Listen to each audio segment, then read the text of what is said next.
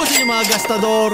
Kaliwat kanan ngayon usapin sa sugal. So naisip ko, total usapang pera na lang din at maraming humihingi sa inyo ng mga financial experience ko pagdating sa pera. Naisip ko gumawa ng isang video tulad nito. At dito pag-uusapan natin paano alagaan ng pera, paano magkaroon ng pera at paano palaguin ng pera. Pag-usapan muna natin ng pera sa kontekstong to. So isipin muna natin, 2/3 na lahat ng pera sa mundo ay nasa top 1% ng mga mayayaman sa mundong yan. So isipin mo na agad yung estadistika na yon na ikaw ba'y mapapasok sa 1% na yan. Sigurado ko 99% sa mga nanonood ngayon ay hindi naman naabot doon. Diba? Hindi natin kailangan mag-overreach pero maganda magkaroon ng ambisyon. So magiging parang Josh Moy ka ba? Pwede. Pero ayun nga, ayon sa estadistika, mababa ang porsyentong yan. Pero pwede kayo umaman sa sarili mong nilalakarang daan. Pero sandali, ano ba ang isang mayaman? Paano ba tayo yayaman muna? Pag hinanap mo ang Tagalog ng rich at wealthy, iisa lang makukuha mo dyan, mayaman. Diba? Yun lang. Okay, mayaman ka. Mayaman siya. Bumili siya na ganito. Meron siyang ganyan. Diba? Napaka one-dimensional lang ang tingin natin sa pera. At ingrained din naman ito sa ating kultura. Dahil mas malalim pa ang ibig sabihin ng pagkakaroon ng yaman. Alala niyo, pag nananalo yung tropa niyo sa perya, hingi kang balato. Pag nakuha siya ng 13-month, hingi kang balato. Birthday mo, ikaw ang gagastos. Hihingan natin ng pera at magpapalibre tayo.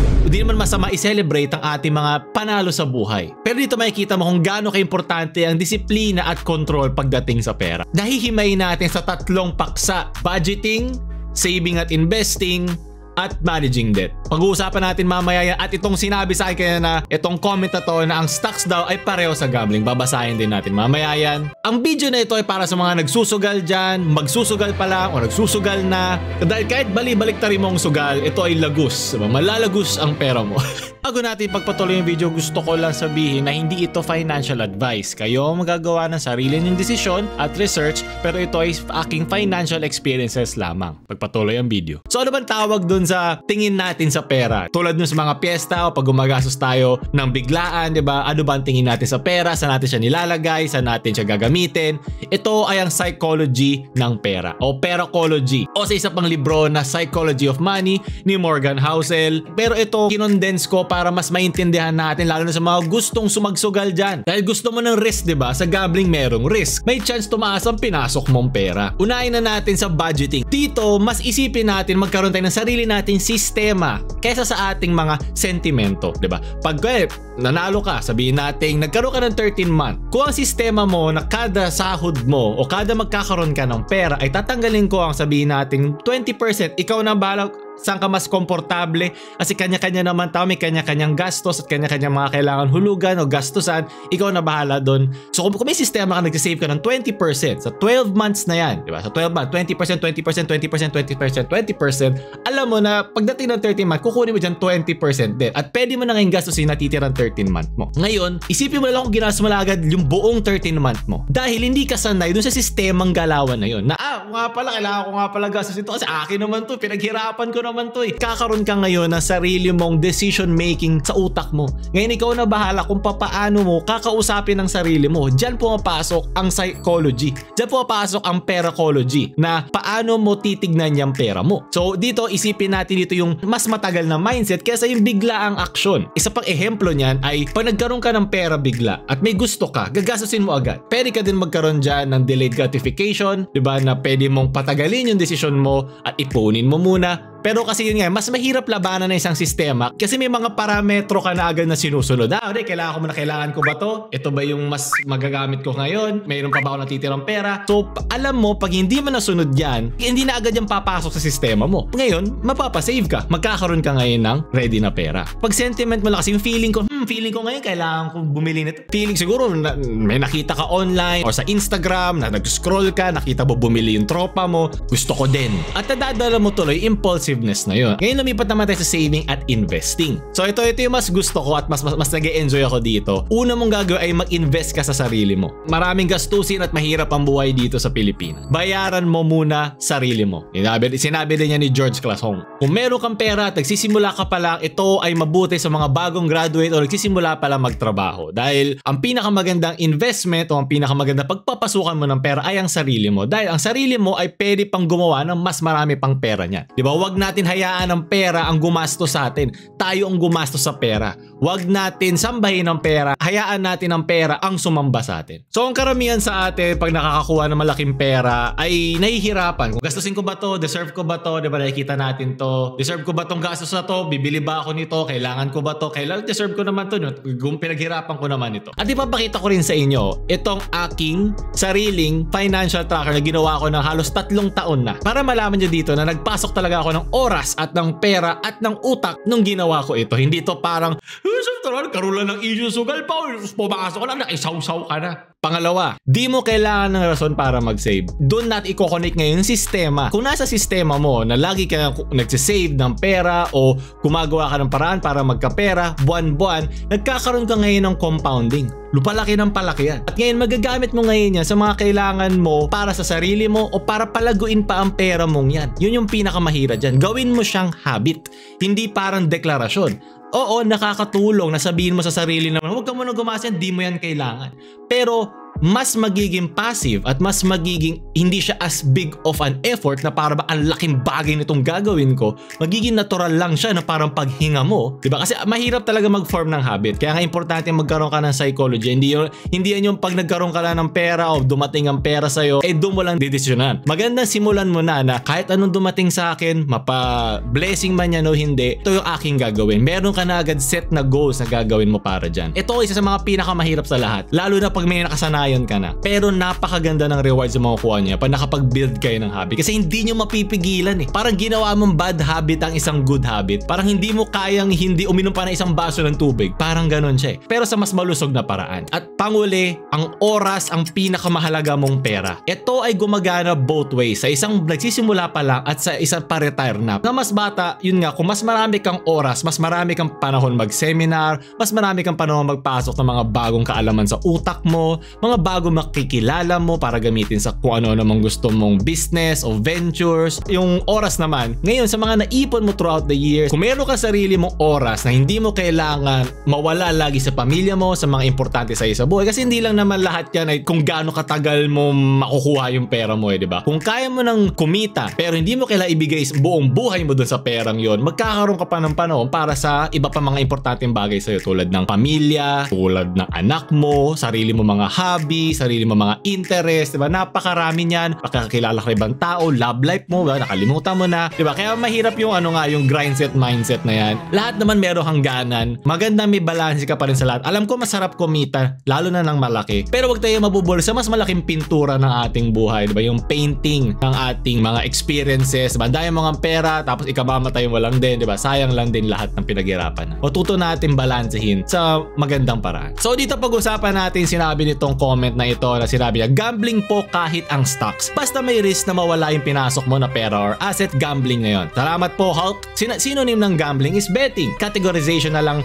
na iba ang casino, booking, etc. sa stock trading. Mas may science lang siguro ang stocks. Kaya may mga nanalo using algorithms and utak. Pero para sa mga normal tao, gambling ang stocks and trading. Yun na nga sinabi mo na nga eh. Huwag kang pumasok sa stocks and trading kung hindi mo naiintindihan. Lahat naman niya may science eh. Meron niya mga odds, di ba? Mga estatistika. Pero ang mali mo dito ay hindi po pareho ang gambling ang stocks. Totoo na ang pagdating sa stocks o pag nag-i-invest ka ng stocks, there is a risk. Yun yung kailangan natin maipukpok sa kokote natin. Araw-araw ay isang risk. Gagawa ka ng business, isa tong risk. Kasi magpapasok ka ng pera eh. Papasok ka sa isang relasyon, isa tong risk. Tatawid ka ng kalsada, isa yung risk. Ang buhay ay isang risk. Gigising ka sa umaga, di mo lang malaglag ka na doon sa kabilang parte ng kama mo, bagok ulo mo, namatay ka. Risk yun. Kada hinga, kada tapak mo, isa yung risk. Hindi masama ang risk. Sa risk mo nakukuha, minsan mas gaganda ang buhay mo. Mapasa career, relasyon, sarili mo, diba? Self-reflection, napakadami niyan. Pero pag sinasabi mo dito na gambling po ang stocks, mali ang ating intindi sa meaning ng gambling. Ang gambling, yung mga casino na yan, lamang lagi ang nagmamay-ari ng mga gambling na yan. Sabihin natin 50-50 chance na manalo ka. Lagi may fee dyan ang bahay. Pag bumibili ka, may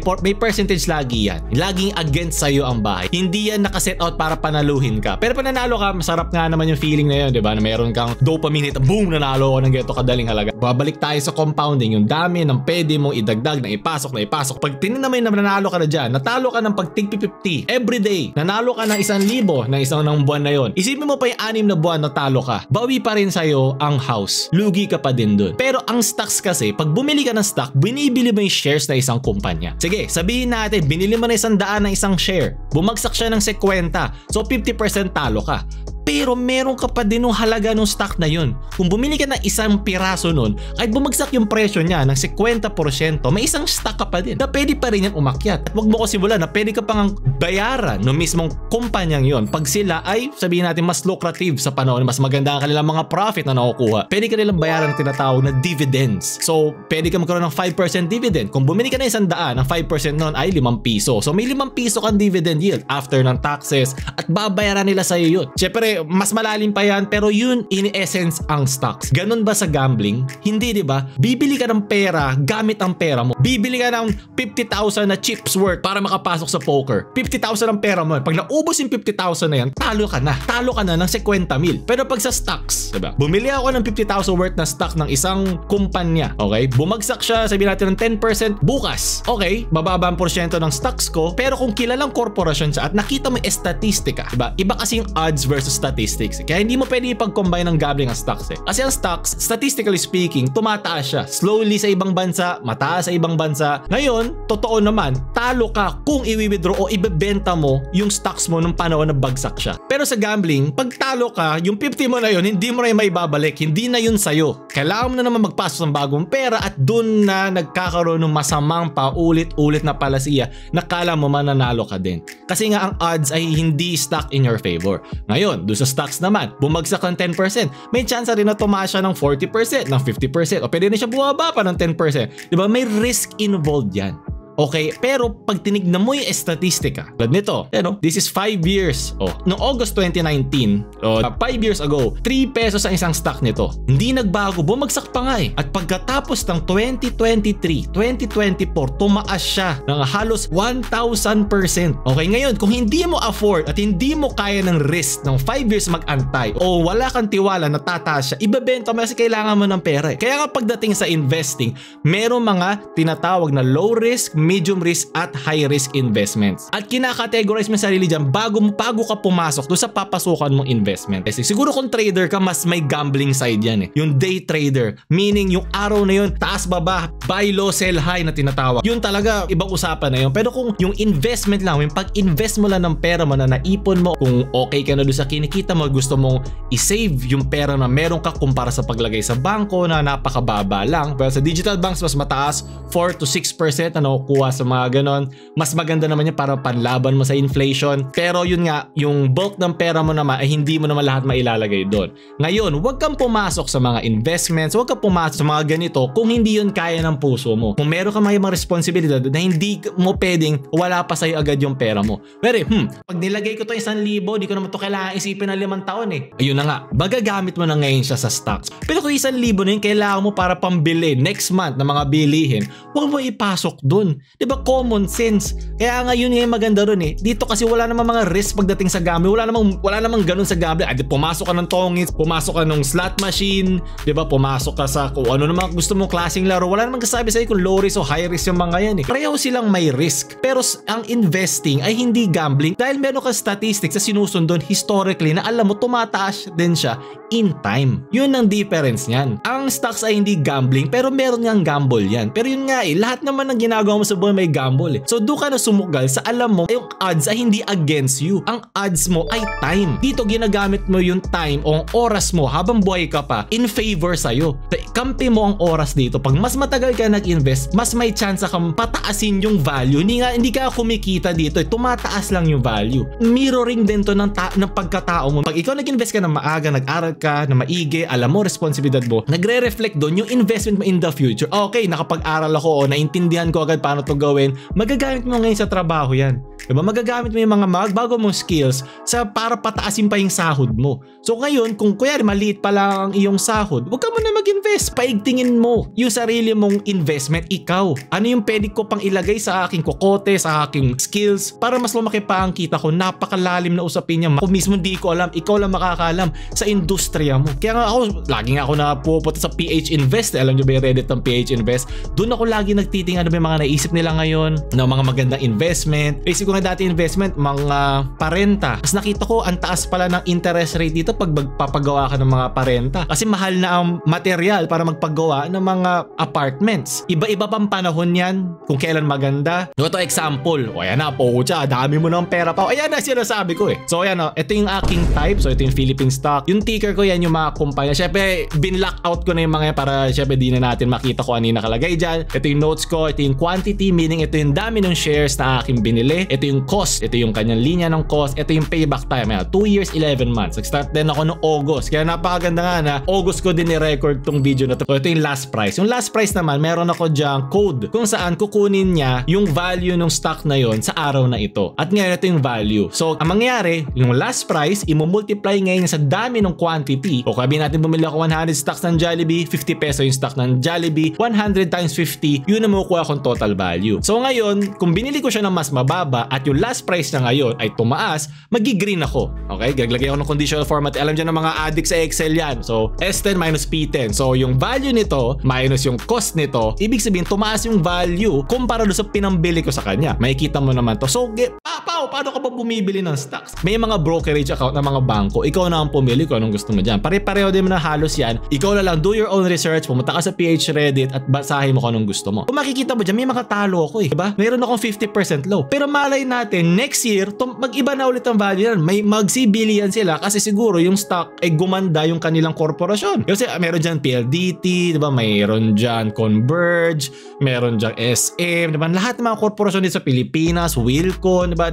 The list goes on. Makikita nyo nga, sa property, meron akong 25%. Yung aking pera, 25% nun, yung bulk niyan ay nandoon. At yan, telecom, financials, ang financial ay banking, 19%. Yun, makita natin sa banking, panalo, maganda ang banking ngayon kung iisipin. Pero yun nga, case to case basis yan. At hindi mo pwedeng ikumpara yan ngayon. Meron pa tinatawag tayong dividend yield. Ito tong dividend yield na to, kung ano yung kanyang value, ilang percent no ang binabalik sa akin ng mga kumpanya dahil na-invest ako sa kumpanya nila. Para kang nagte-thank you kasi binayaran mo yung kanilang isang stall sa SM. Pero in general naman yun, nagpapasok ka ng pera pero sila nang bahala pumili doon. Bisa nagkakaroon ka din ng voting rights at tinatawag kung anong gusto mo mangyari sa kumpanya, kanilang mga big business decisions, malalim pang usapin yan. Pero ito yung parang pahapyaw lang para hindi ka matakot. Kasi ako din natakot din ako 3 years ago. Pucha, para ba tong gambling? Ayoko nga ng ganun eh. Ayoko ng mga hindi ako sure eh. Ito hindi ka rin naman sure pero this is risk. Ngayon, meron dyan mga mas tinatawag natin mas low risk na mga investments. Meaning, pag tinignan mo yung kanilang statistics up and down, yung stock ay parang chill lang. Parang, di naman sila bumabagsak, di tumataas. Ano ba ang example ng isang high risk investment? Crypto.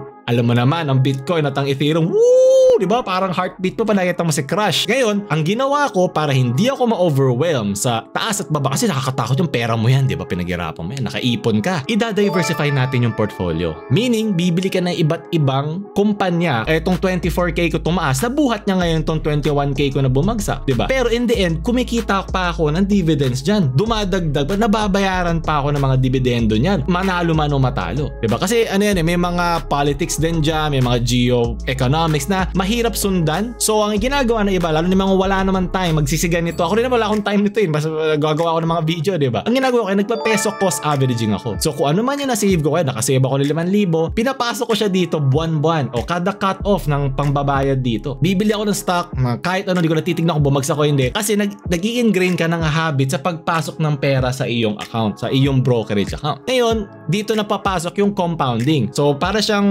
na yung iniipon mo, ginagamit mo yung time in favor sa'yo na pag historically kung nakakabili ka ng bagsak, pag akyat niyan, exponential yung taas niyan. Parang pag ganun siya, hindi siya parang lang na interest na ganun. So yun nga, hindi mo kailangan pumasok dito kung hindi ka pa handa. Kasi nakakalrindi yan eh. Pero ito, nagpanik ko, pucha, 50,000.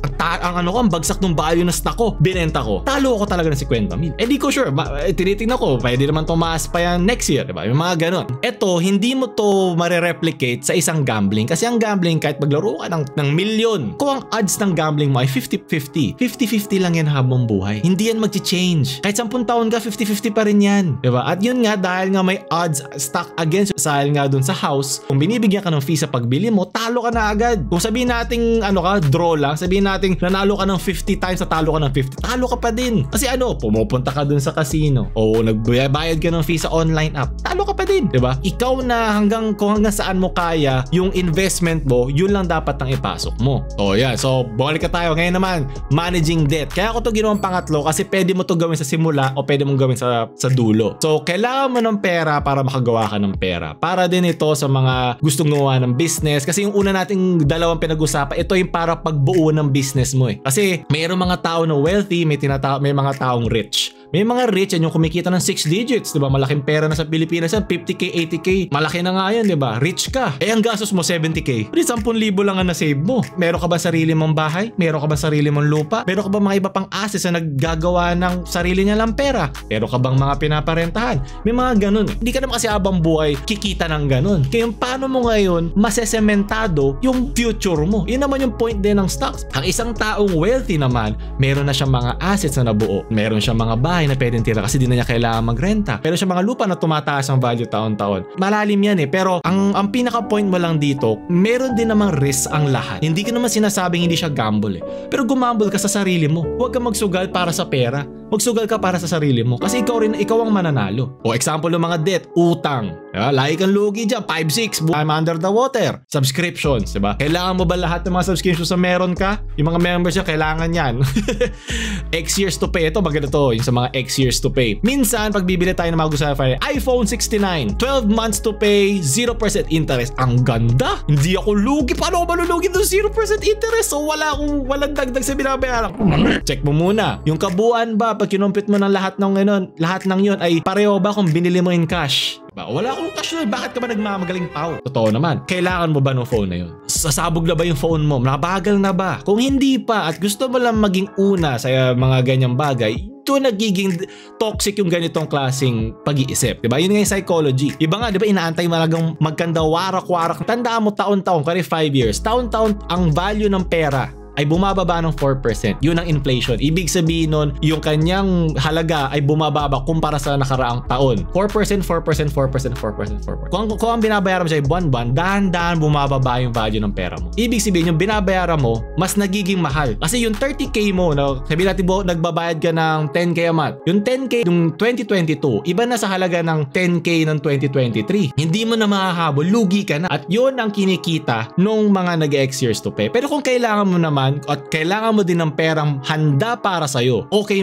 pumasok sa mga ganito X years to pay. Kasi ibig sabihin nun, gusto mo lagi may pera ka na ready na okay lang akong madagdagan ng fees na binabayaran kung kampante naman ako at comfortable ako na pag nagkaroon man ng kailangang gastos, may emergency, meron ako. Diba? So, ano ba natutunan natin dito? Na ang pera ay isang sistema yan. Magandang magkaroon ng sistema sa pera. Kasi iba na nabubulag dyan eh. Kaya nga tayo nalululong sa sugal eh. Dahil nga mahirap ang buhay, masarap makatikim agad ng paano ka naging Kangkong King ako, di ba? Yung mga ganong pakiramdam. Masarap yun. Dahil naglaro din naman ako ng sugal dati nung panahon ko. Kaya magandang yung feeling natin ng dopamine. Ito yung dinedelay mo yung gratification mo. So kung binili mo na example yung sa X years to pay, inipon mo yung 6 months para maabot in cash yung babayaran mong phone. Syempre, kung wala kang debt, makakabalik ka na sa unang-una natin pinag-usapan, ang budgeting. Kasi syempre, marami tayong mga responsibilidad. Hindi ko alam kung may ginagastos ka para sa magulang mo, para sa binabayaran mo yun sa kapatid mo. Very good sa'yo, hindi lahat kaya yan. Proud ako sa'yo. Kung di man proud yung mga tao na sa paligid mo sa mga ginagawa, para ako, proud ako sa'yo. Napakahirap niyan at nakakainis yan, nakakagigil yan. Diba, may joke nga tayo na ito investment ko, yung anak ko. So sana nagkaroon kayo ng mas magandang tingin sa pera, ang pera psycho, ang peracology na ating pinag-uusapan. Dahil ang buhay ay isang malaking sugal. Hindi mo alam ano pwede mangyari bukas, ano magiging epekto ng desisyon mo, mapasa pera, mga luho, mga binili mong kung ano ng laruan sa anime, mga mouse, PC. Pero ginagawa mo pa rin kasi lumaki tayo sa sugal ng buhay. Kaya huwag mong hayaan ikamatay mo ang sugal dahil meron pa bukas. Kung meron kayong mga tanong pinansyal na gusto nyo marinig ka experience, comment down below. Susubukan ko ulit gumawa isa pang video ganito. Like nyo na para makita kung nagustuhan nyo. Mag-invest din kayo sa atin. Kaya yun lang, Paulo Lumamaalam.